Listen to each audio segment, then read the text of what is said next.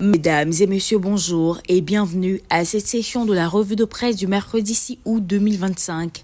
Ouvrons ce numéro avec l'Inter qui nous emmène à Bouaké à la veille de la commémoration du 65e anniversaire de l'indépendance de la Côte d'Ivoire pour vivre l'ambiance des préparatifs. Population élue et cadres sont tous mobilisés pour cette fête.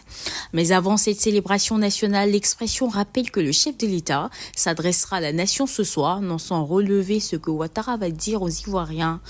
À 2 mois de la présidentielle, le rassemblement nous apprend que la CAPSI et le RHDP mettent dans la main en vue de décrisper l'atmosphère politique. Sur le même sujet, le Patriote titre que pour la paix, le dialogue est là. On n'a pas besoin de brûler le pays pour se parler, a déclaré le président du COJEP, Charles Blé Goudé.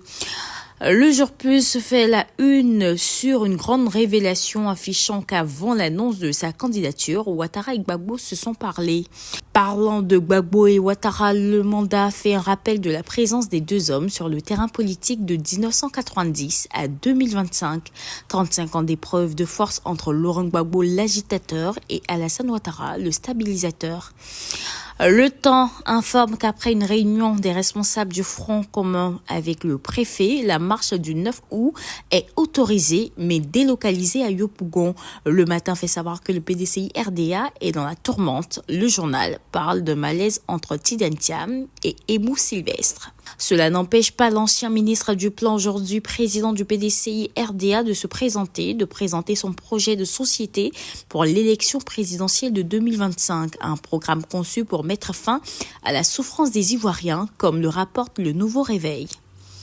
Un mot de sport avec Supersport après l'Afro-Basket Dames. 14 éléphants sont en Espagne pour finaliser leur préparation dans le cadre de l'Afro-Basket Homme.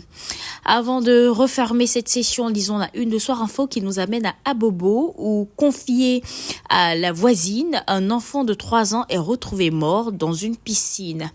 Et terminons avec le Mandat qui rapporte que dans le cadre des énergies renouvelables, le ministre Sangafoa Coulibaly accélère la cadence avec la signature de 4 conventions solaires. Il est bon d'indiquer que tous les journaux sollicités pour cette revue de presse sont disponibles dans le réseau EasyPress.